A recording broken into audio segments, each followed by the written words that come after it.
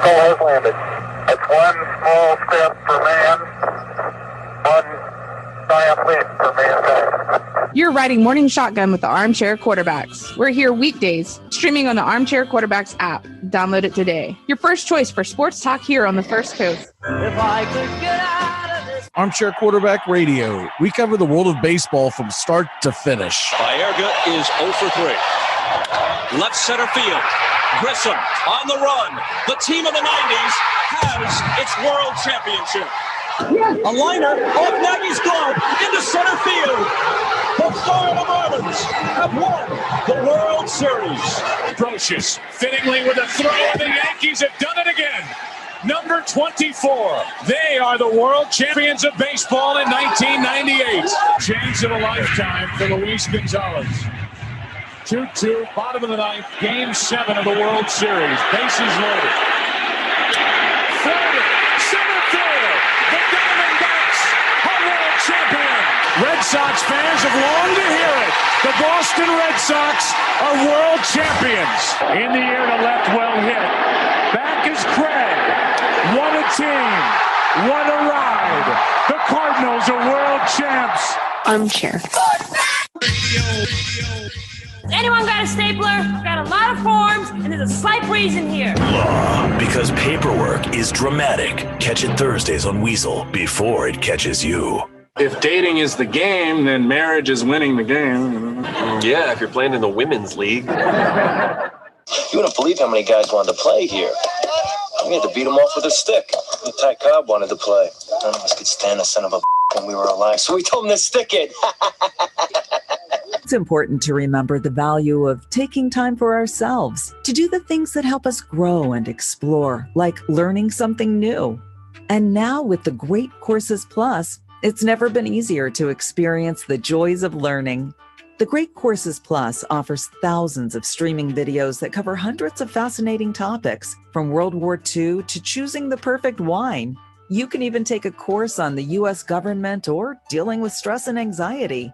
And because the Great Courses Plus partners with world-class professors and experts, you're always receiving thoroughly vetted, high-quality content from every lecture. Plus, you can watch or listen anytime, anywhere with the Great Courses Plus app.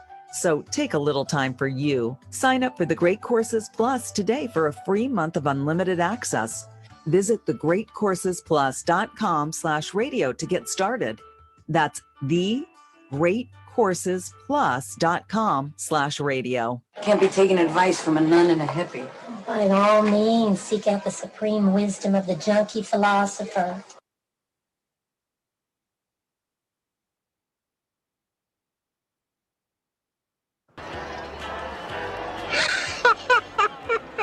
We have been hoodwinked, bamboozled, and flat out deceived. There's something kind of about a kid that's never played baseball. But what the hell, boy?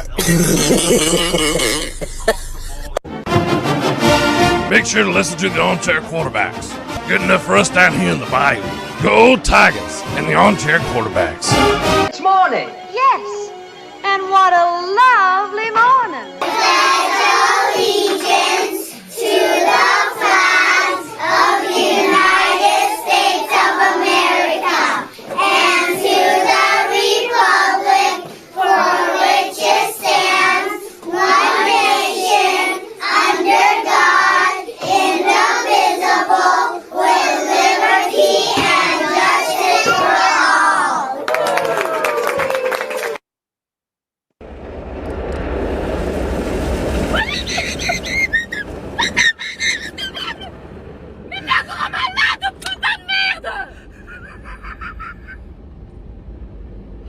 Armchair.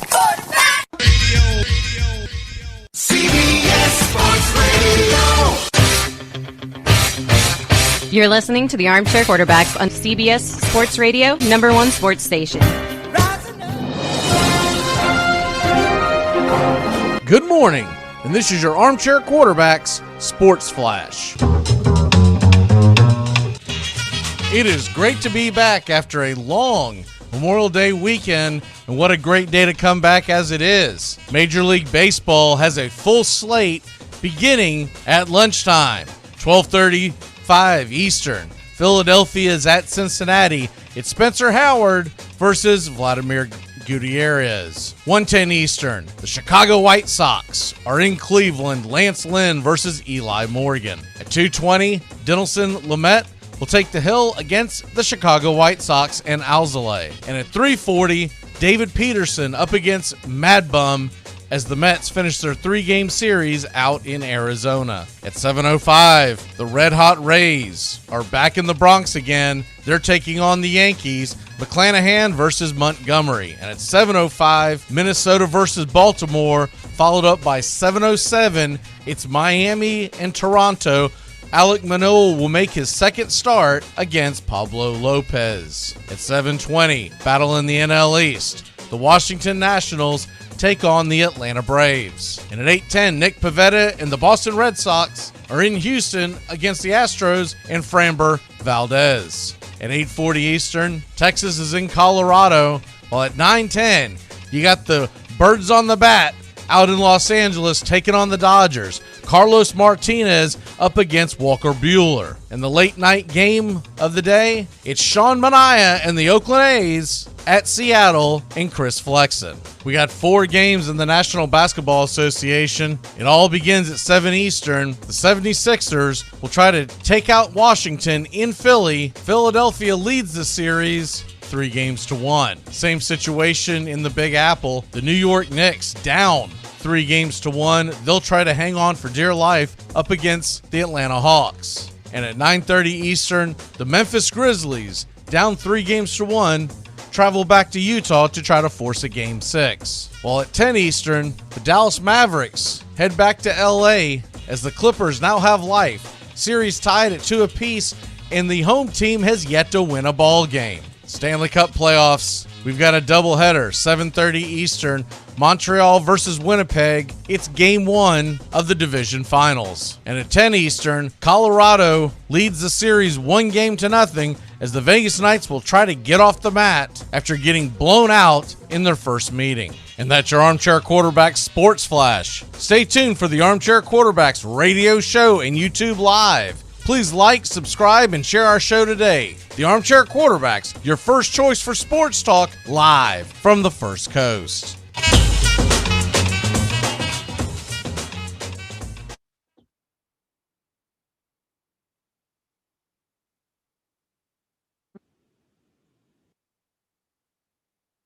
Good morning. It's time to wake up, y'all. You're listening to the Armchair Quarterback Show. We're here weekdays on CBS Radio, YouTube Live, 8 a.m. Eastern, 7 Central, 5 Pacific. The Armchair Quarterback Show, your first choice for Southern sports talk.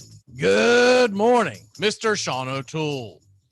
Good morning, Mr. Mac McGee. And I don't know much, but I know one thing. Bradley Beal is now my new favorite NBA player for saying, I don't feel less safe on the court. These hands work. That is an all-time quote for me. I dare you to come on the court. Let's go. Hi, I'm Mac McGinn. I don't know much, but I know one thing. It's great to be back. We've got a lot to get into. LeBron's facing elimination. Yeah, he is. Osaka's already eliminated herself. All that ahead and more, as well as Ozuna eliminated himself. You're listening to the Armchair Quarterbacks. I know a lot about the law and various other lawyerings. I'm well educated, well versed. I know that situations like this, real estate wise, they're very complex. Actually, they're pretty simple. The forms are all standard boilerplate. Okay, well, we're all hungry. We're going to get to our hot plate soon enough. All right. But let's talk about the contract here. Sorry, I forgot. Where did you go to law school again? Well, I could ask you that very same I question. went to Harvard. How about you? I'm pleading the fifth, sir. I'd advise that you do that. And I'll take that advice into cooperation. All right. Now, let's say you and I go toe-to-toe in bird law and see who comes out the victor. You know, I don't think I'm going to do anything close to that. And I can see clearly you know nothing about the law. It seems like you have a tenuous grasp on the English language in general. Okay, well, filibuster. Armchair. Community Access Channel. He's the armchair quarterback. He's full of beer and he's full of snacks. The all-American man. Hey, howdy, hi, top of the morning to you. Welcome to the Armchair Quarterback Radio Show. Mac McGee sitting alongside Sean O'Toole. Sean, how the hell are you, sir, on this glorious Wednesday? I'm having a wonderful day. I'm using the virtual background so that you can't see how empty everything is behind me. We're moving into our house this weekend, so I'll have probably a different background next week. So I got a lot going on, but it was a great Memorial Day weekend. Nice long weekend. We weren't here to say it, so again, can't stress it enough. Thank you to everyone who's fought for this country, and especially people who've paid the ultimate sacrifice. They should be honored every single day, not just on Memorial Day and Veterans Day. But it was nice to watch a lot of sports, and let's get into it, man, because there's certainly a lot of talk about, some of it happy, some of it not so happy. There certainly is. By the way, Sean, if you get a chance, I don't know where you would get it off of, because I saw it as a clip of a television show, but I'm sure you can Google it, right, or on YouTube. If you get a chance later today, find the video where someone started a fake petition on the Rutgers campus to basically cancel culture Memorial Day, and the responses are hilarious from these loony college kids. They're like, it's imperialism and it's worse, and we need to rebrand it. It is hilarious because you're going, you moron. Yeah, for people who don't know where Memorial Day actually came from, it actually came from right after the Civil War, and the freed slaves were actually the first ones to memorialize Memorial Day. It was because of the slaves and the soldiers that were killed in the Civil War. I believe 1868 was the date. But anyways, it's funny as hell to look at these. We'll just call them softies that are being interviewed, and you're like, oh my God, you've never worked a day in your life, have you? But anyway, nope, really haven't. I mean, good God. But anyways, moving on from that, while we were away, speaking of these hands can work, Mr. Ozuna, oh boy. It does not look good for his future. Do I think he's going to be totally banned from baseball? No, but I do think I don't think we'll see him this year. I think what's going to happen is by the time he comes back from his 6-week IL stint, right, I think at that point we're going to be looking at some sort of a suspension from MLB. And if history shows us anything, Sean, the last one that we had was the last one I found was Ozuna? Odubel Herrera. I found Odubel Herrera in 2019 was 85 games.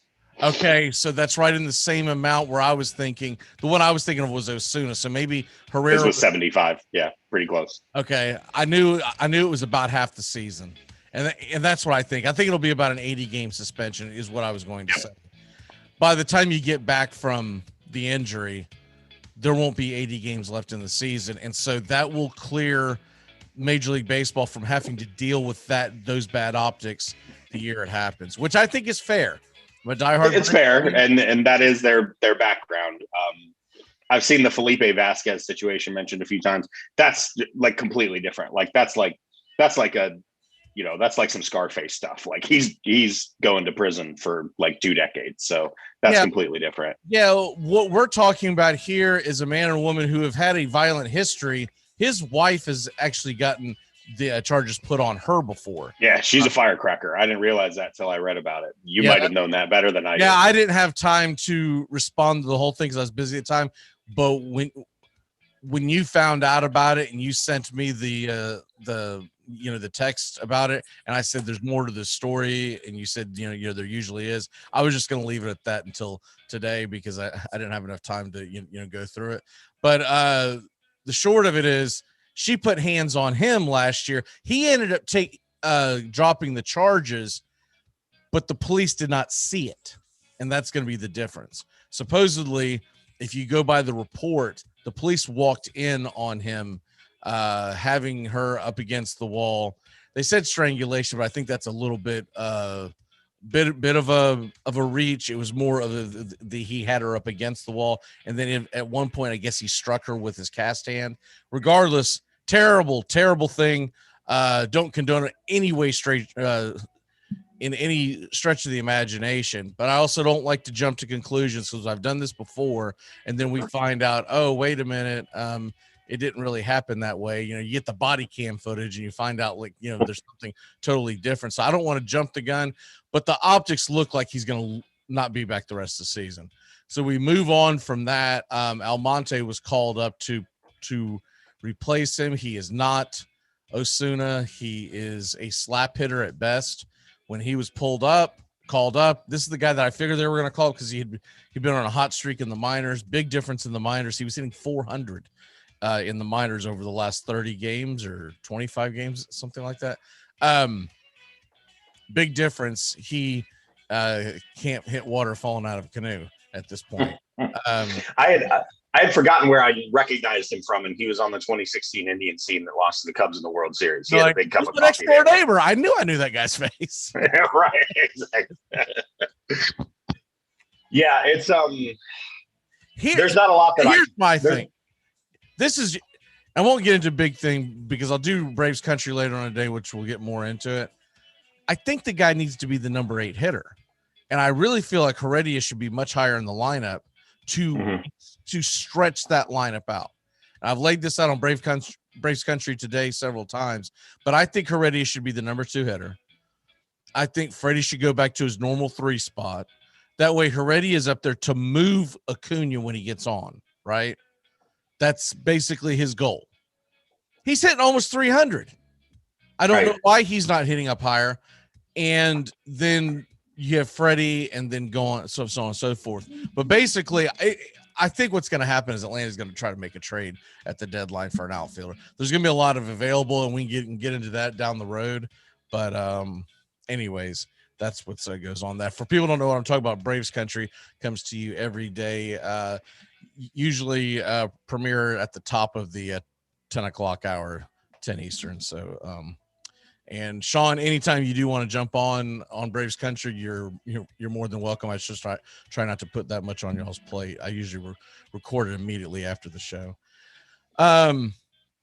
Okay, moving on from that, Osaka dips, citing mental health issues, and I think the whole thing is a little over the top by her, but she's been known to do that.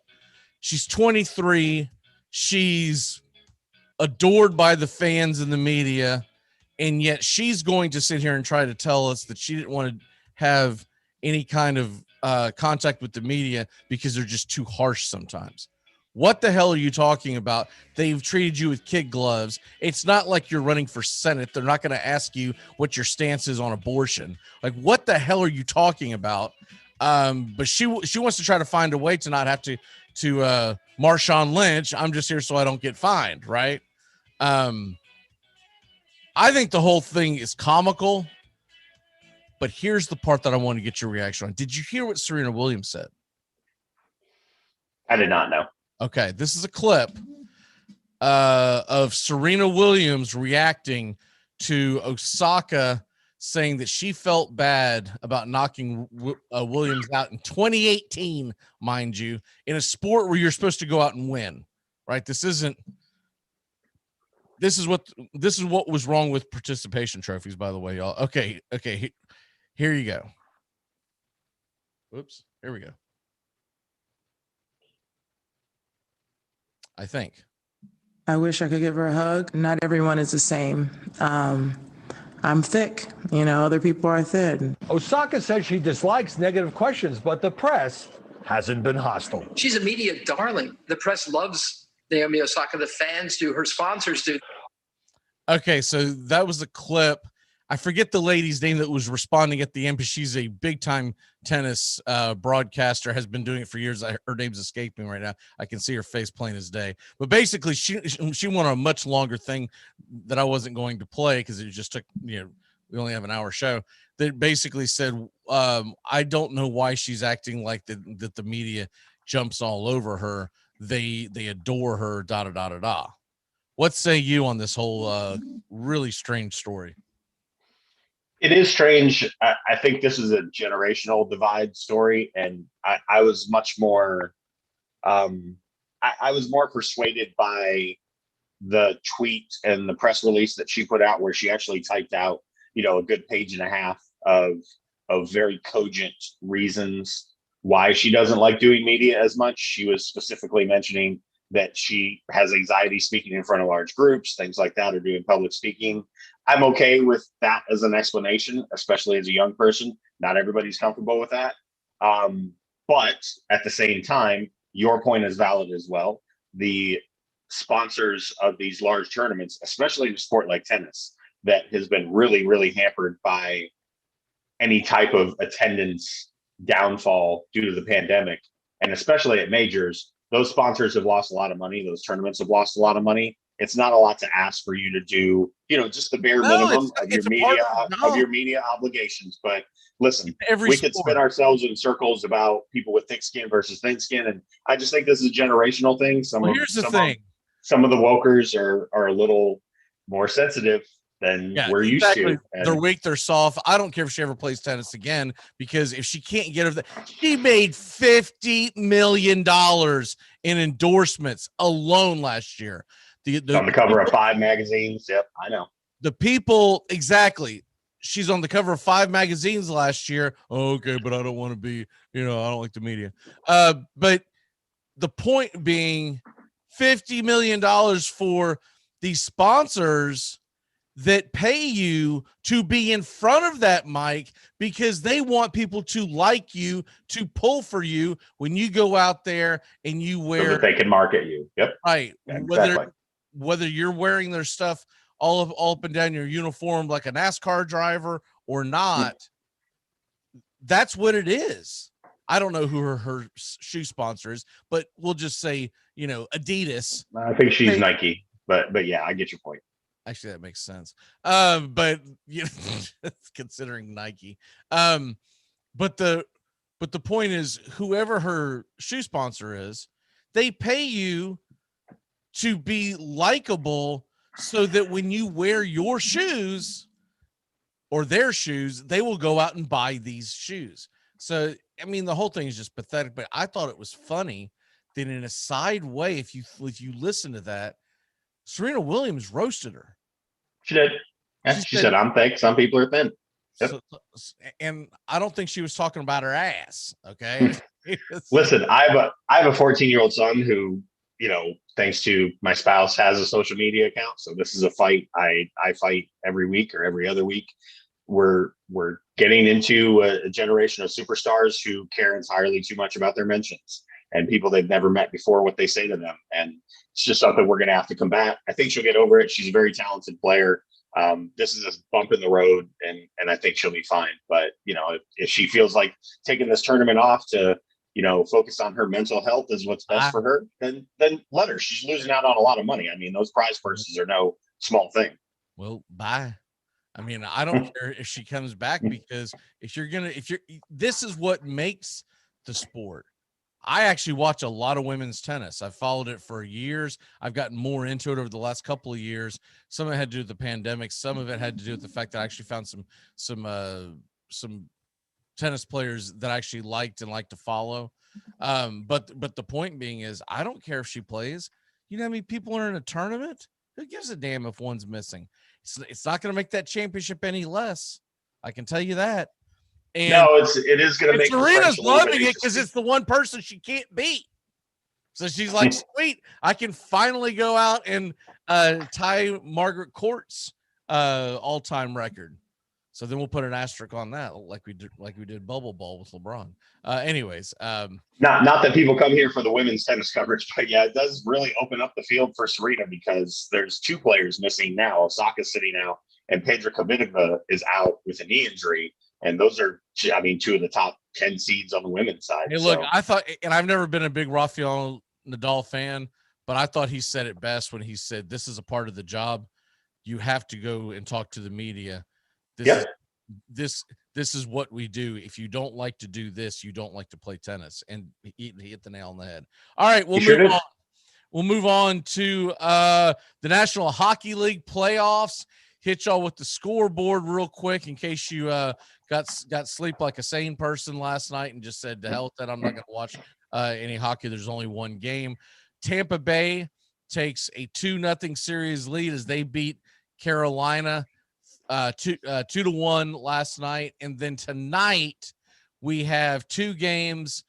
Montreal and Winnipeg begin their series, and Vegas and Colorado. Colorado thumped the living hell out of Vegas.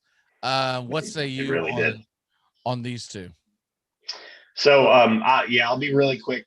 Just to recap the Tampa Carolina thing, I thought Carolina would get Tampa series.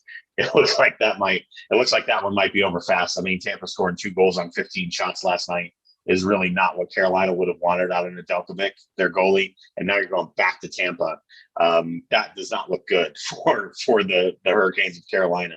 All signs seem to be pointing towards a Carolina and Tampa, or I'm sorry, not Carolina, a Colorado and Tampa, or a Colorado and Boston, potentially Stanley Cup final, either of which would be heat. I'm here for both of those. The Montreal Winnipeg series is really interesting because I don't think you could find 5 NHL analysts who had that as the 2 teams that would face off for that division.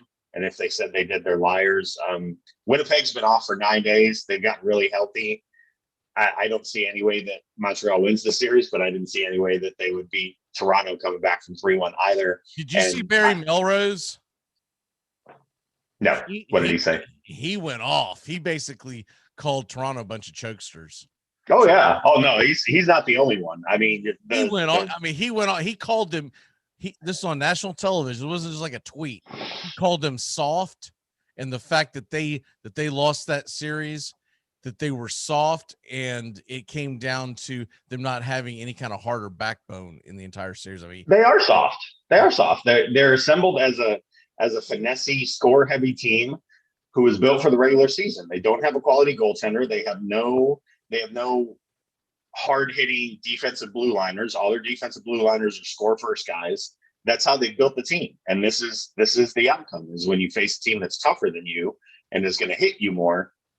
You know, playoff hockey is different than regular season hockey. It's officiated differently. And I'm going to take issue with you saying it's a foregone conclusion that Boston is going to get past my Islanders. New York is tied 1-1, and it's going back to New York on Thursday. I didn't say it was a foregone conclusion. Well, you said it was Boston or Tampa Bay, and you've been doubting the Islanders all year long. I'm telling you right now, the Islanders are going to give Boston this isn't going to age well. The Islanders are going to give Boston everything that they want and more. I think they're going to win the series. I would love to see that. I really would, for the fans of Nassau County and the fans of that franchise. I want to touch on something really quick before we get off the NHL, because you had mentioned last week that you're going to end up hating the Kraken just like you've hated the Golden Knights because of the way they were assembled. I'm going to give a counterpoint to that, but I wanted to take a week to think about it and work it out. The way that the NHL kind of changed, and it's not that the NHL changed the rules, it's just that when Vegas came in as a franchise, they took advantage of some loopholes in the salary cap system, right? And the players that you can sign, and basically manipulated the expansion draft, and some better players were available. I don't think Seattle's going to do that, and here's why. Vegas did that, basically kicked the can down the road for the cap and said, we're going to have a heavy cap in the first couple of years. We're going to be competitive. And here's what they've gotten out of it. Lost in the Stanley Cup final, which is great. They hosted Stanley Cup games, but lost the Stanley Cup final, eliminated in the second round, and they're about to be eliminated in the second round again, because I said it before the playoffs started that unless someone on that team got injured or Kelly Grubauer suddenly became Kelly Grubauer of 2019, not Kelly Grubauer of this year, nobody's beating the Colorado Avalanche. They are a 300,000-pound snowball rolling downhill. Okay, so that might be true, but you did make it to the finals. You did, and you've made it to the playoffs every year. That's a big deal. That's a big deal. Like, in other words, they jumped a few steps, and I guess my point is this: they jumped a few steps. And is that fair to teams like San Jose, Anaheim, Columbus, Buffalo, right? Is that fair to them that you will be able to cherry pick their rosters? I've never liked that.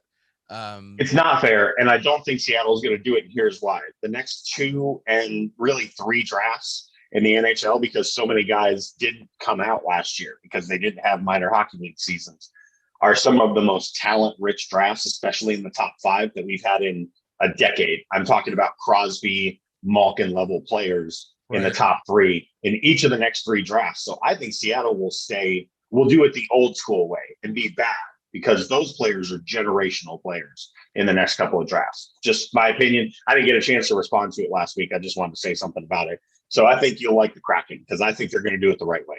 Well, I'm still going to have a hard time liking the Kraken because it's a stupid name. I love the name. What is it? Let's just call them the fairies or the any other make believe thing, right? It's Nashville's logo is a saber-toothed tiger. You ever seen a saber-toothed tiger in Tennessee? I mean, I know it's a real animal, but no, but it's a real animal, and it's also it was more of trying to find an animal that worked with the name predator, right? And I got it. They probably didn't want to get cancel cultured, because if you called like a black bear or a grizzly bear, a predator, they'd be like, you don't think about bears' feelings? They're not predators. Yeah. So you have to deal with that garbage. If someone has a stupid name, I have a hard time pulling for them. The Mighty Ducks of Anaheim are never going to be a thing for me. Okay. I'm sorry. I like it, but hey, whatever. Teach their own. Stupid Disney movie. Like I respect more of like the Buffalo Sabres, right? It just feels like there's just certain teams without, and I know it crosses over in other sports. There's certain teams that sound like an arena football team to me by their name, and the Seattle Kraken is one of them. Okay, that's where I stand on it. Can confirm. I didn't say there's any logic. I just said, this is just the way my mind thinks, and don't get me started on the fact that there's no lakes in Los Angeles, but there's that, or there's very little jazz in Utah. Yep. How many keeping the original team name from after they absorbed them? Yeah, I'm not a fan of that either. How many Grizzlies are in Memphis? I'll tell you what. When I'm gonna go check out some really good music, especially some really good blues music, I go to St. Louis. What the hell is going on here? All right. Anyways, let's go ahead and take a quick break. When we come back, we're going to talk about the NBA playoffs. We're going to talk about some of the teams that are hot that are not expected to be relevant in Major League Baseball and more. And I'm going to give you a stunning, this is going to happen on the other side of the break. We'll be back in a flash on the Armchair Quarterbacks. Sorry, Magician's Code. Armchair Quarterbacks Radio covers the whole SEC the whole season long. Chris Davis is going to drop back into the end zone in single safety. So I guess if this thing comes up short, he can field it and run it out. All right, here we go. 56-yarder. Does not have the leg. And Chris Davis takes it in the back of the end zone. He'll run it out to the 10, 15, 20, 25, 30, 35, 40, 45, 50, 45. There goes Davis. Oh, my God. Davis is going to run it all the way back. Auburn's going to win the football game. He ran it back 109 yards. They're not going to keep him off the field tonight. Holy cow. Oh, my God. Auburn wins. Auburn has won the Iron Bowl. Armchair. SEC! You're so going to end up in porno. It's important to remember the value of taking time for ourselves to do the things that help us grow and explore, like learning something new. And now with the Great Courses Plus, it's never been easier to experience the joys of learning. The Great Courses Plus offers thousands of streaming videos that cover hundreds of fascinating topics, from World War II to choosing the perfect wine. You can even take a course on the U.S. government or dealing with stress and anxiety. And because the Great Courses Plus partners with world-class professors and experts, you're always receiving thoroughly vetted, high-quality content from every lecture. Plus, you can watch or listen anytime, anywhere with the Great Courses Plus app. So take a little time for you. Sign up for the Great Courses Plus today for a free month of unlimited access. Visit thegreatcoursesplus.com/radio to get started. That's thegreatcoursesplus.com/radio. Take the scenic route in the new Hyundai Santa Fe, the family SUV with available H-Track all-wheel drive to help you travel way off the beaten path. Find new adventures together in the Hyundai Santa Fe. I'm Amy Lawrence, and I'm up late, always, after hours, hanging out with you on CBS Sports Radio. Check it out, 2 a.m. Eastern, 11 p.m. Pacific.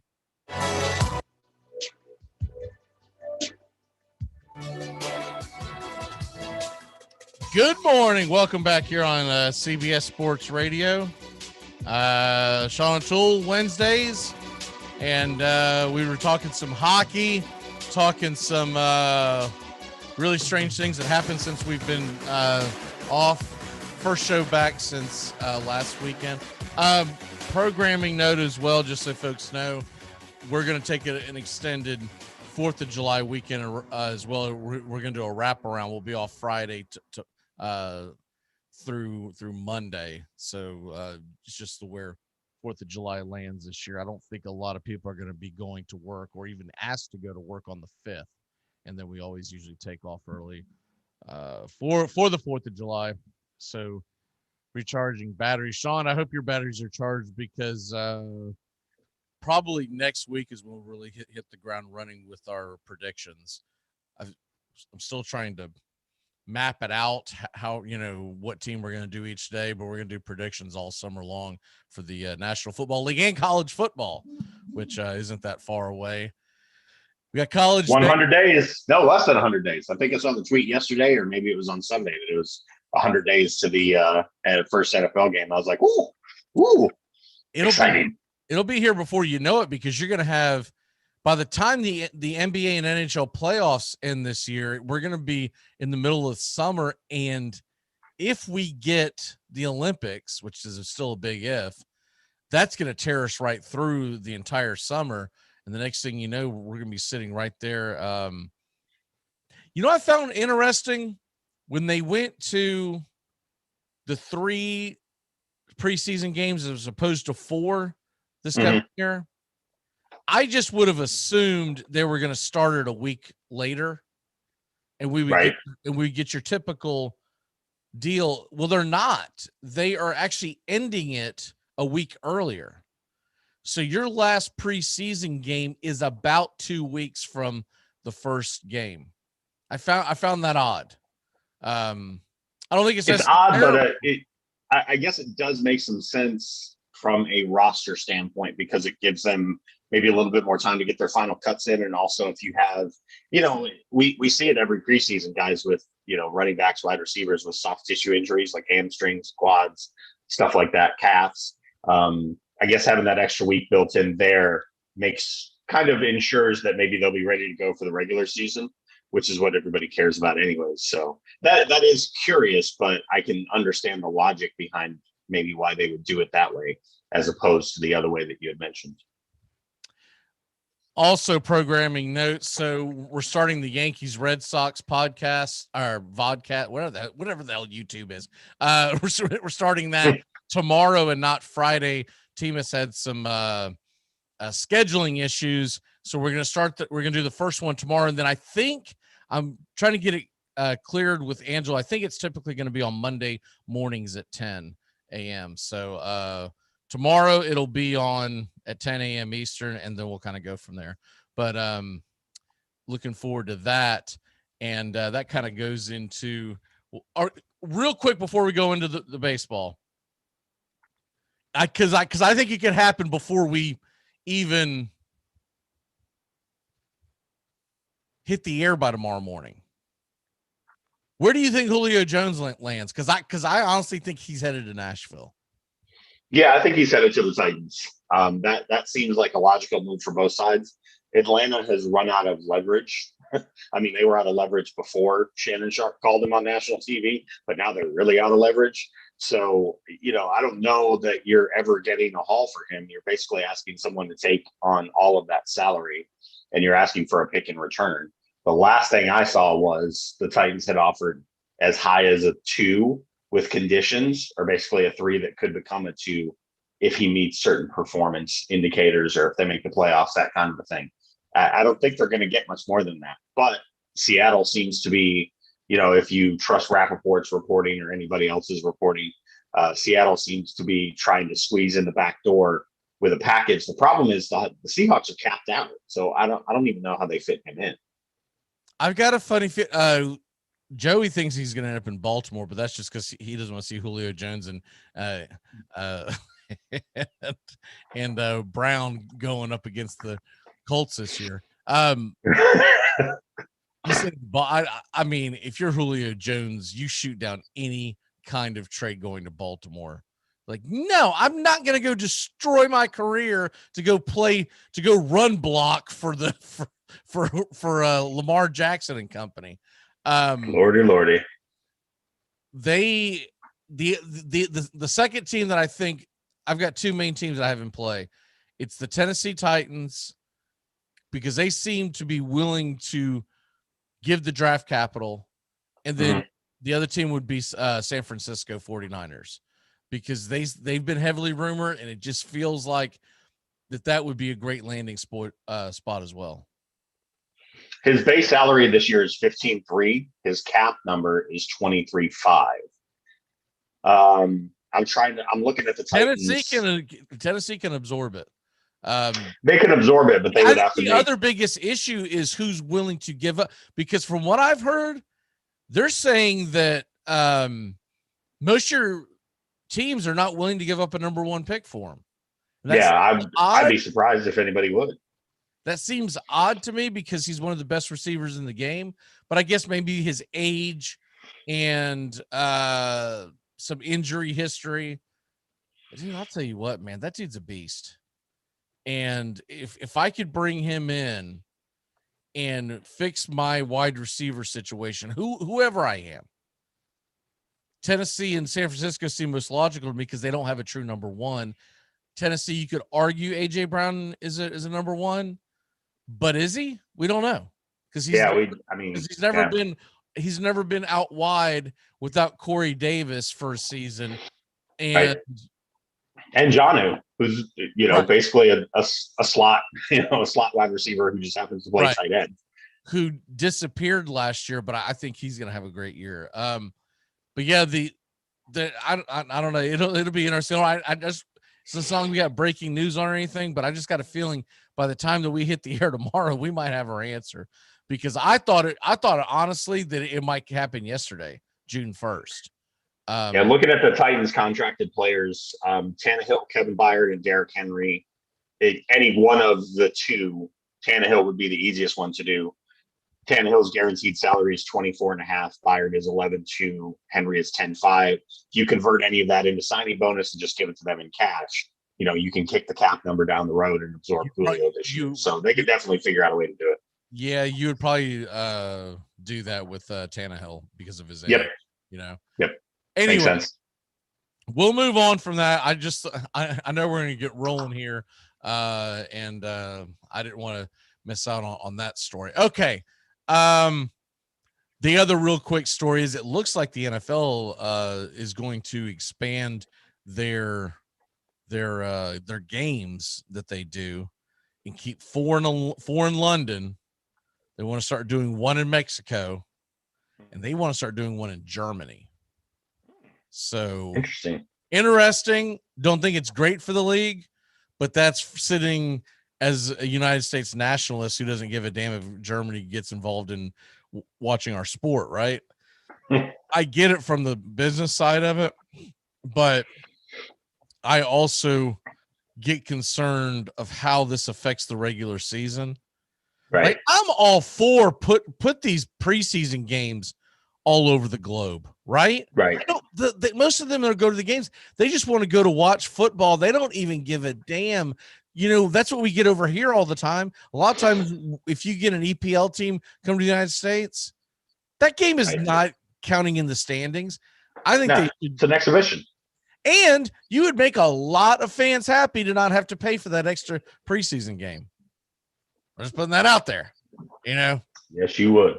So I would be much more emphatic to, hey, let's go ahead, especially if you're going to take 2 weeks to come back.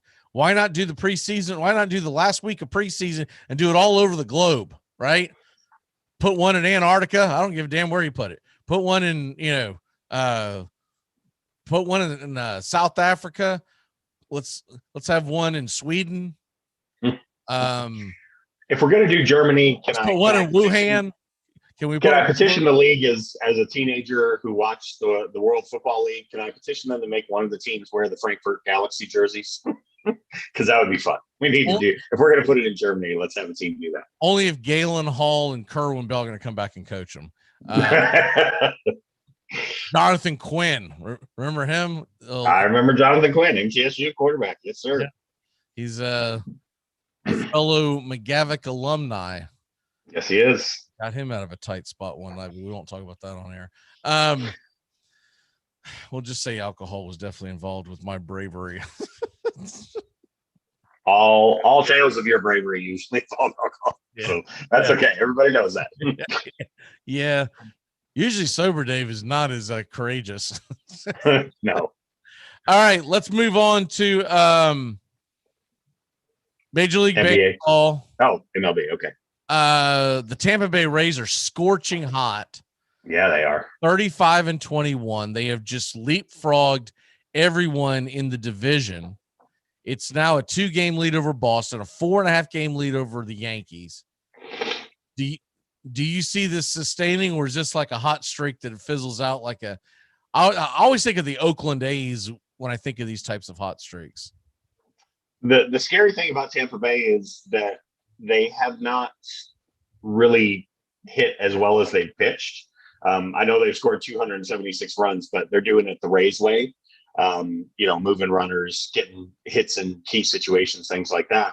And they still have Vidal Bergeron and Wander Franco to call up, which I don't, we think they're waiting for after the Super 2 deadline, which is in a couple weeks, to call up both of them. If they call up either one of them, much less both, good God Almighty. I got a real close look at the Yankees over the weekend as a Tigers fan, where the Tigers just swept them like dogs, like they didn't even show up and get off the bus. The Yankees got some questions to ask themselves, because they really, outside of Cole, do not have a single competent starting pitcher to throw at anyone. Herman's not the answer.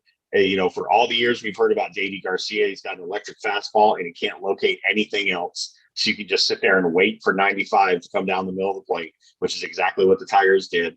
You trot out Jordan Montgomery, who, I love, but give me a break. I mean, we've all, streamed Jordan Montgomery for a week here or there in fantasy. The Yankees are in real trouble. Boston, I think, can hang with Tampa Bay for a little while. But Tampa looks like, they're in prime position. And every time I think that they're out of pitchers, Herman is a very good pitcher. I can't get on board with Herman's not good. I mean, I'm looking at his statistics right now. He's not good. It's just he's inconsistent. He's got a 3.27 ERA and a 104 WHIP. That's not bad. I didn't say he was elite. bad. That's elite. A 104 WHIP in 55 innings. It's not like it's a small sample size. So I believe that Domingo Herman is a fine pitcher. I'm with you on the Davey Garcia. I've had him from time to time on my fantasy teams, and I know he's a spot start, and you just hope for the best, but you're probably going to get the worst. But the thing is, Severino, they're expecting him back within the month. So that's going to help out the Yankees immensely. And know they're going to make a trade. But if anyone thought that starting pitching was going to be the answer at the beginning of the year, I mean, that was my biggest question with them when we were making predictions. It seems like they always ignore the fact that, oh, by the way, you might need starting pitching to win the division. Who do you think is the most likely arm that they'll go get? Because they've been targeted a lot for bats. They've been connected to Gallo a lot. I think Gallo or Rizzo end up there. Gallo if they make the trade sooner. Rizzo if they wait a little longer. But who's the arm? Because Scherzer's the name that always comes up, and I just don't know that Washington's doing that. Yeah, I don't know if Washington does not seem like the type of team that sells. That's not their MO. That's never been their MO. The 2019 Washington Nationals 19-31 were awful until about midway through July. They were toast. Right now, they're 7 games under 500. That could easily change, right? So, I'm thinking more of you. You got to look at the usual suspects on who'll be being sellers, and we can dive into this down the road. But essentially, I'm looking at, I don't know what his contract issue is, but I mean, I'll tell you who they could, because he's actually rejuvenated his career a little bit, and they could absorb his money, would be Mad Bum, right? And they would love to have him in the playoffs. And I do think Arizona would sell, because they wouldn't be a Minnesota's got a lot of pieces. They're 10.5 games out. Maeda's the first one that comes to mind with me with what you would want out of that. And then, of course, you got to assume the Angels are going to continue to suck BBs. But the problem with the Angels is the reason why they're so bad is because they don't have any starting pitching. So it's kind of hard to trade. Zero. Like I will none. trade you starting pitching. No, do not. What will you give over here? You keep that. What will you give us? What will you give us for Dylan Bundy? I will give you a signed copy of MLB The Show 21. You can send him this way. I will give you money not to put him on a plane. Right. Leave him there. So that's, I guess, as we get closer. Detroit's the other one. Not to make this the Tigers, beat, but Matthew Boyd can be gotten for not a whole lot right now. He's 30 years old. Yeah. He's wanting a big contract after this year. He's someone that I've long thought was going to end. I was going to have to watch him in stripes. So I won't be surprised if it happens. Because the Tigers just want young bats. So, they might do Boyd for Frazier straight up. Moving on, the San Francisco Giants, half game in front of San Diego, 2 games in front of the Dodgers.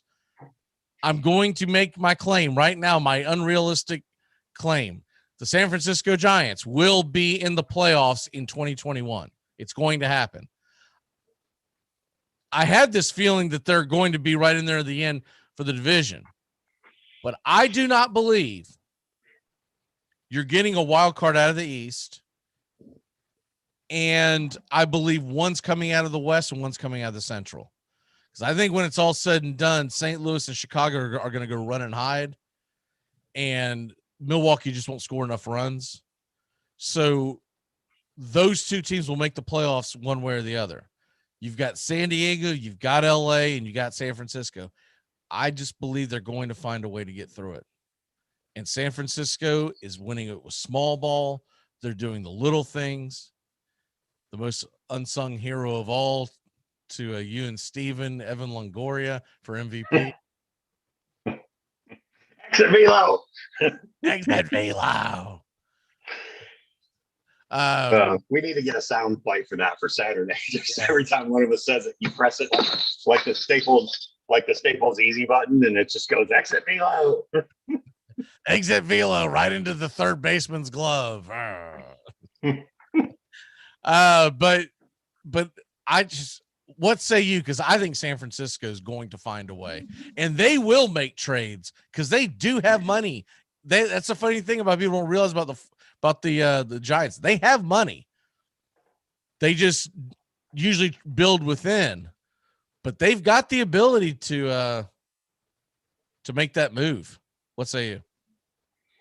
Yeah, I'm looking up and down their roster, and I'm still just, some of these results from this year just really tickle me. I mean, Buster Posey hitting 315 with a 987 OPS. It's just Bruce Bochy. The ghost of Bruce Bochy. They got this kid they just recently started playing in center field, Steven Duggar, in 68 plate appearances, has a 929 OPS. He's at 324.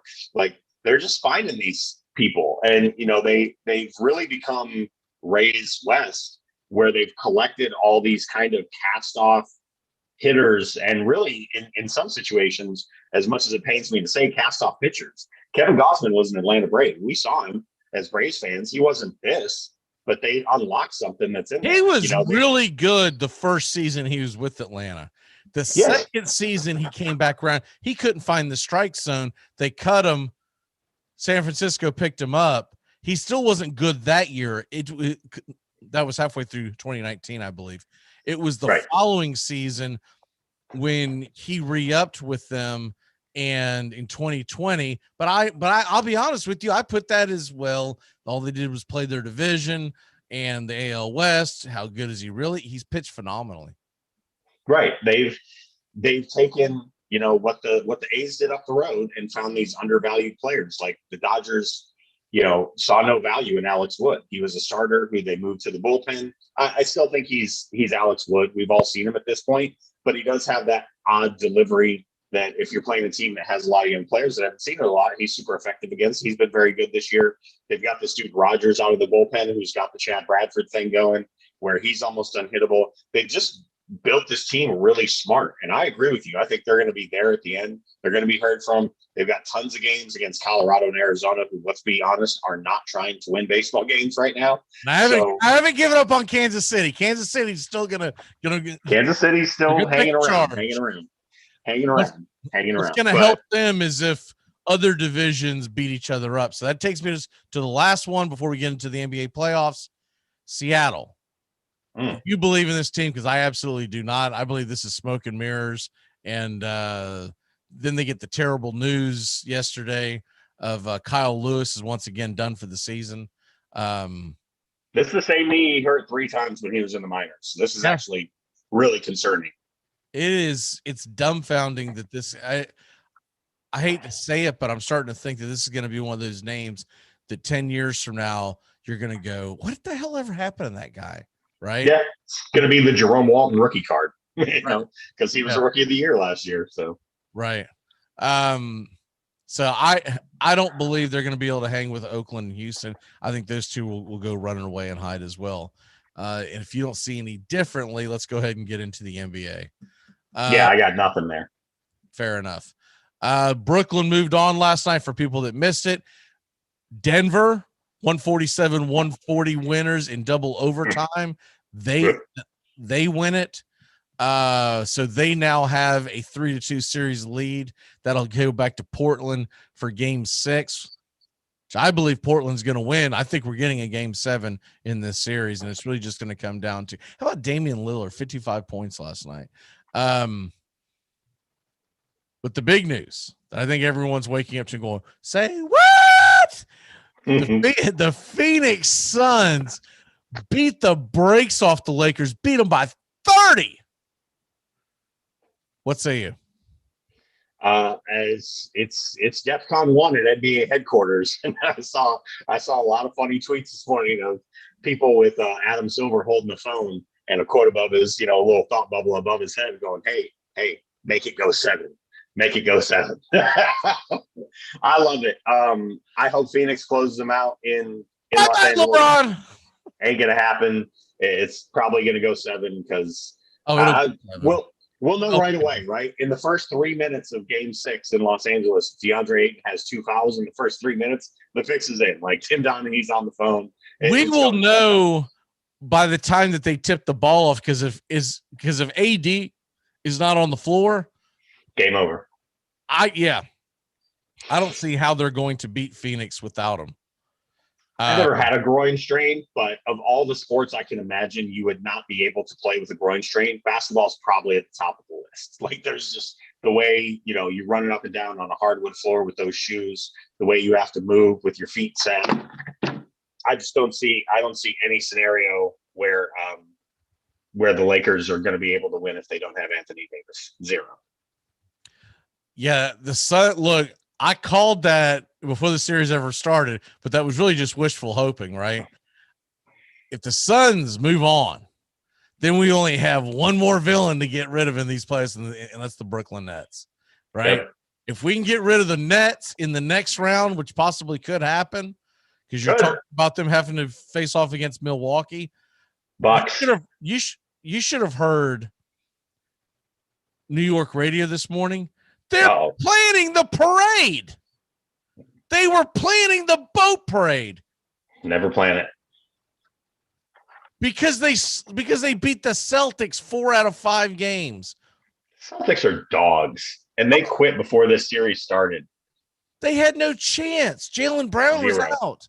Jaylen Brown's out. I was actually impressed that they actually won a game in this series. I didn't think there was any way in hell that was going to happen. And Tatum had to score 50 to win, to win one game. So they're going to be in for a rude awakening, Nets fans, because you should have heard it. Not only were the guys on the radio planning the parade, the fans were calling in because they've already given up on the Knicks, we've got 4 elimination games tonight. 4. there's a very good chance that we're going to wake up tomorrow and 3 elimination games tonight. The fourth one, Dallas and Clippers is tied. Yeah, right. That's 2-2. Right.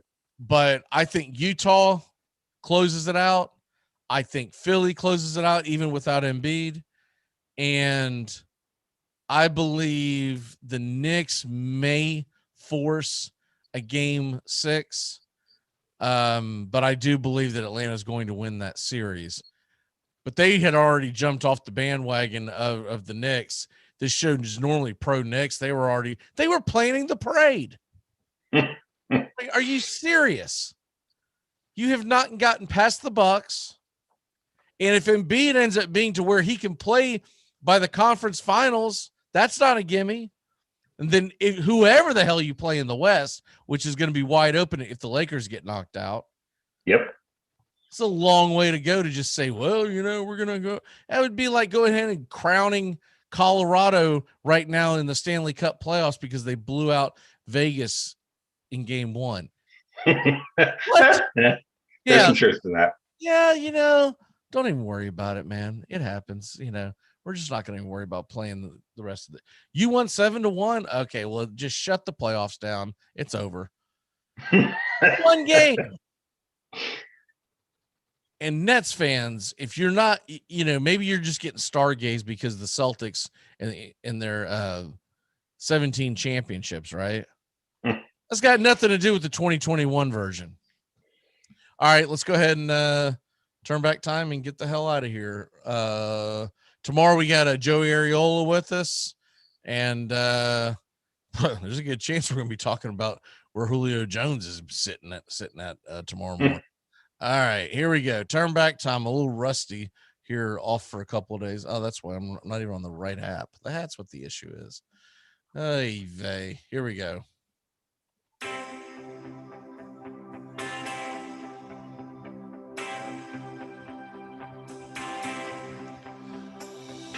All right. This is just a funny, I don't even know why this is on my blotter, but on this date, 1933, FDR authorizes swimming pools built inside the White House. What's funny about that, if you really want to think about it, 1933, right in the middle of the pandemic. I mean, not pandemic, excuse me. Right in the middle of the Depression. Mm-hmm. FDR's in there building swimming pools in the White House. Can you imagine the water cooler that morning after that hits the newspapers? He's doing what? I'm out here in a line for bread and soup. Also on this date, 1942, not only one of the greatest baseball players, but one of the greatest aviators of all time, Red Sox star Ted Williams enlists into the United States Navy. So felt like that was appropriate considering coming off the weekend that we just came off of. Okay, birthdays. It's your birthday today. You want to do living people or you want to do dead people, Sean? Let's do living people, please. You remember old Mike Stanton? Not the one that changed his name to Giancarlo, but the original Mike Stanton. Yep, left-handed reliever. Loved him. For the Yankees, yes, sir. 3-time World Series champion and was in the All-Star game in 2001. Happy 54th birthday to Mr. Mike Stanton. Here's one of your favorites. You libtard. Abby Wambach is 41 years old.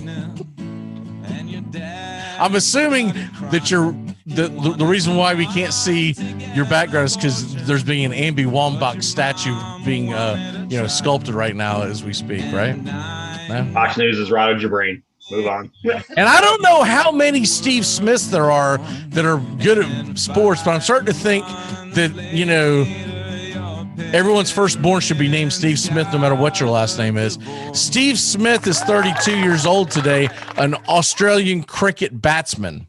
I guess he's... I was about to say 32. Wait a minute. They said he's got the test batting rate. Oh, yes! We got analytics for cricket.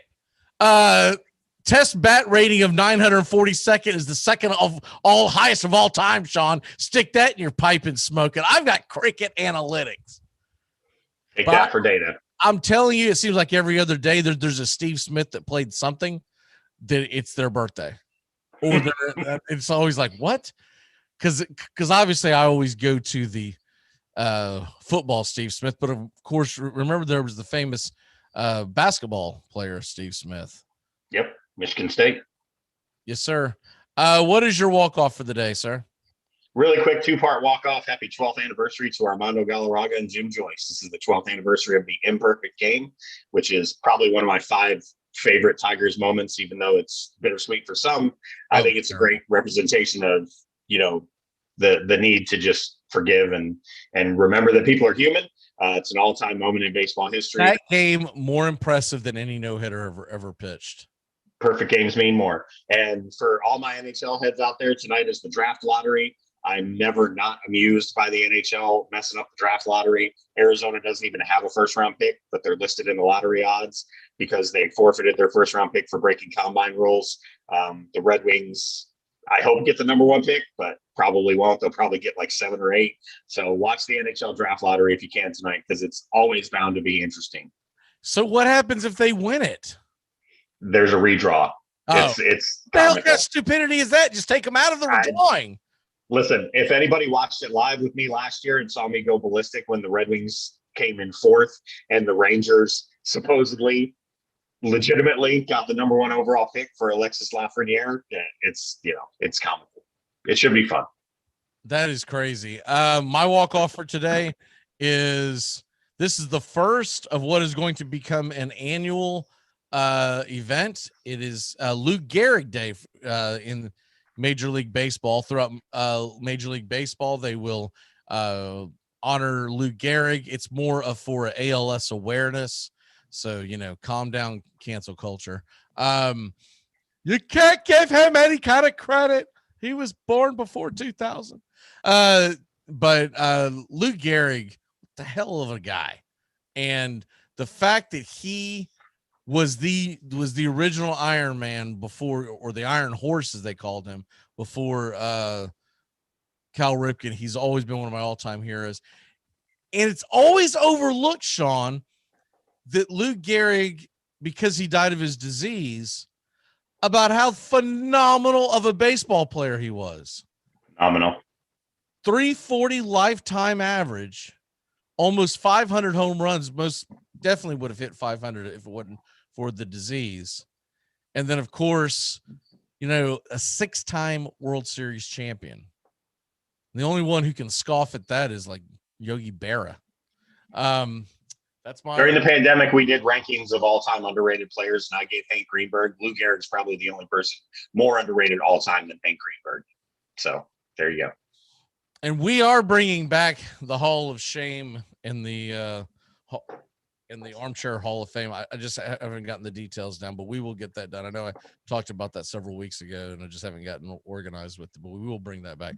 All right, brother, great job. We will see you Saturday, 10 a.m. Eastern for the payoff pitch, Fantasy Analytics. If you want to watch a couple of nerds beat up on the dumb jock, it's a good show for you to watch, because that's pretty much what Sean and Steven do. They like to just find things that just infuriates me. But I brought Cricket Analytics to the table today. This week, we're going to go over pitchers' hard hit rate. See everybody Saturday. All right. Yes. Goodbye, sweetheart. Well, it's time to go. We're back tomorrow with another show. Well, unless we're fired, we'll talk to you then. Goodbye, sweetheart. Goodbye. Goodbye. Guys and gals, it's time to go. We'll see you on the next show. Same bat time, same bat channel. Thanks for listening to the Armchair Quarterbacks on these CBS Sports affiliates and catching the show on YouTube Live. We're here weekdays, Find Armchair Quarterbacks on YouTube Live today. Please subscribe and share and take us everywhere you go. The Armchair Quarterbacks, your first choice for Southern sports talk, live from the First Coast. Can I get another cigarette, please? Can I get another cigarette, please? Yeah, I know.